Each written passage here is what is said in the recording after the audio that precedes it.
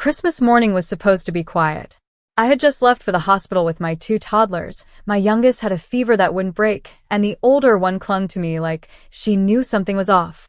I kissed my husband goodbye and didn't think twice about locking the apartment behind me.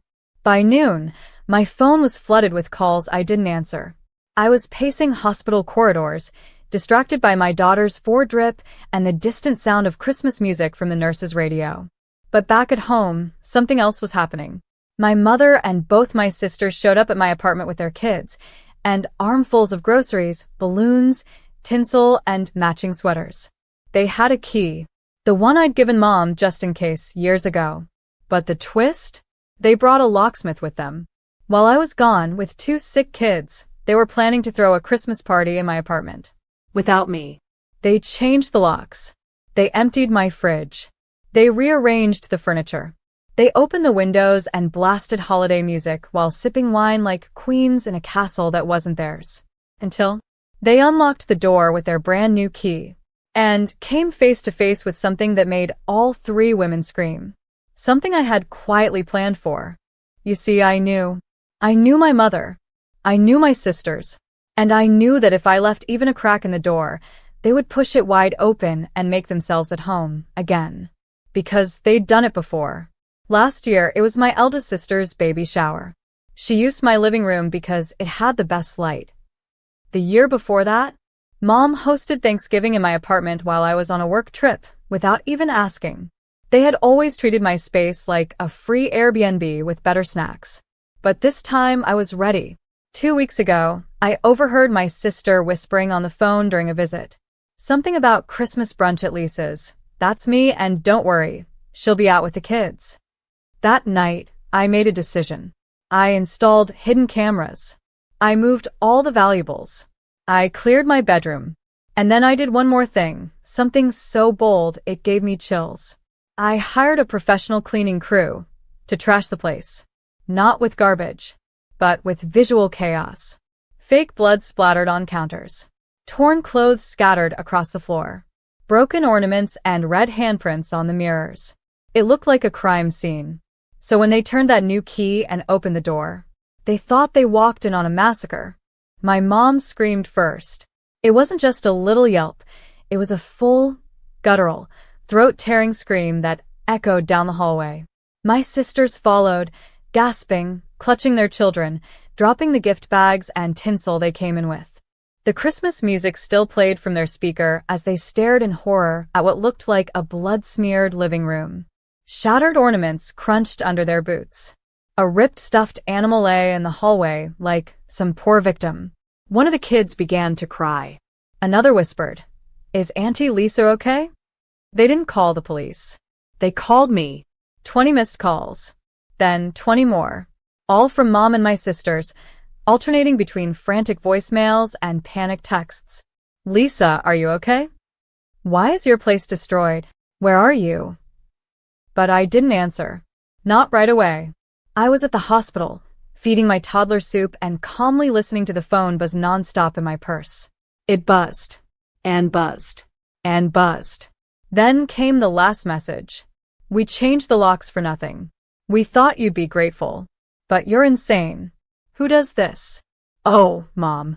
The same person you raised. The same daughter you taught to never let herself be taken advantage of again." This time, I wasn't the fool. I was the mirror.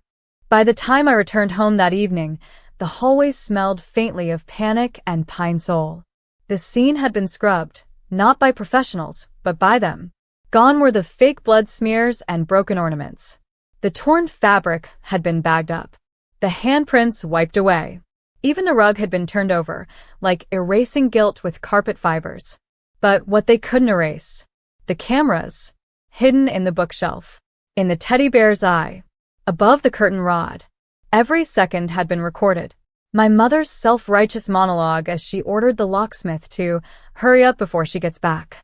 My sisters brag about getting the best wine with my fancy fridge budget. Their laughter as they shoved aside my family stockings to hang their own. I sat on the couch, kids asleep, and watched it all play back on my phone. I had proof. Not of a crime, but of a betrayal.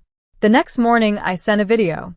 Just one clip, the locksmith finishing the new lock and handing over the keys. Caption: Unlawful entry. Your Christmas surprise? A legal one. Check your inbox.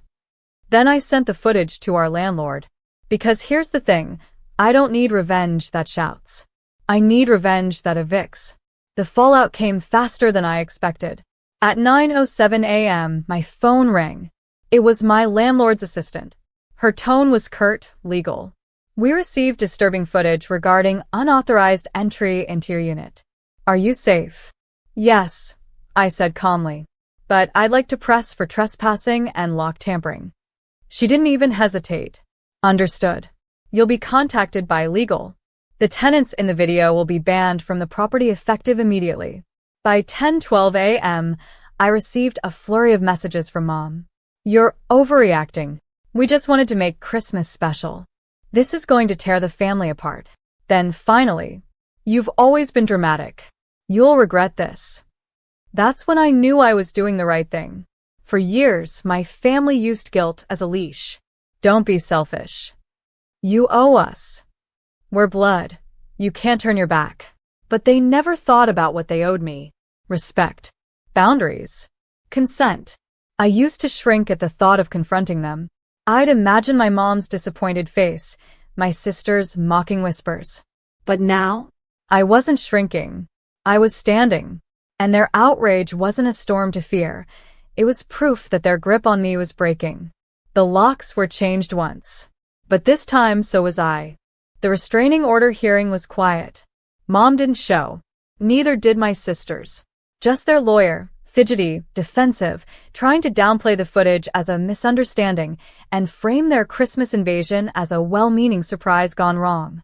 But the judge didn't blink. He watched the video in silence, pausing only once, when my sister kicked aside my son's drawing taped to the wall. The judge rewound that moment, played it again, let it linger in the room like smoke. Then he looked at me. You have children? Yes, Your Honor. And they live in this home? Yes. His gavel came down like a final note. Temporary restraining order granted. 30 days minimum. You may file for an extension. That was it. No shouting. No drama. Just a cold, clean line drawn in law. I walked out of that courthouse lighter than I'd felt in years. No more silent suffering. No more pretending things were okay to keep the peace. I wasn't doing this to punish them, not really. I was doing this to protect what I built.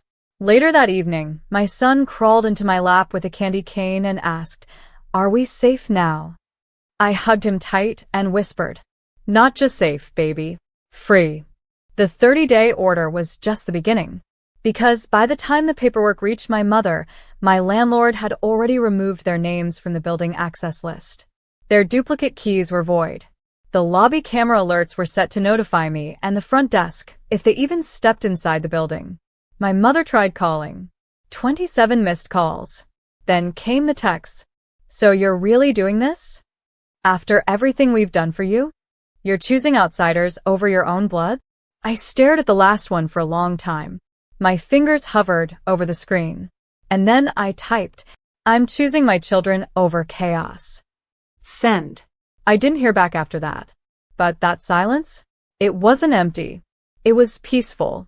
I focused on rebuilding the kind of holiday I never had as a kid.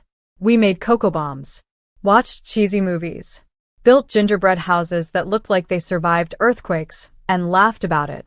The kids didn't miss the noise, the drama, or the toxic traditions. Neither did I. Every day that passed, I felt more grounded, more whole. Not just because I won something, but because I reclaimed something. My home, my voice, my right to decide who gets to be part of my peace. And they weren't on that list anymore. New Year's Eve arrived like a quiet apology. No fireworks, no parties, just calm, warmth.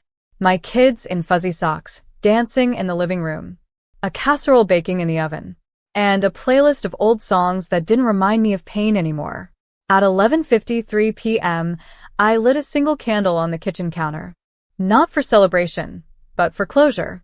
I pulled out a sealed envelope from the drawer. Inside was a letter I had written weeks ago. Not to my mother, Not to my sisters. To myself.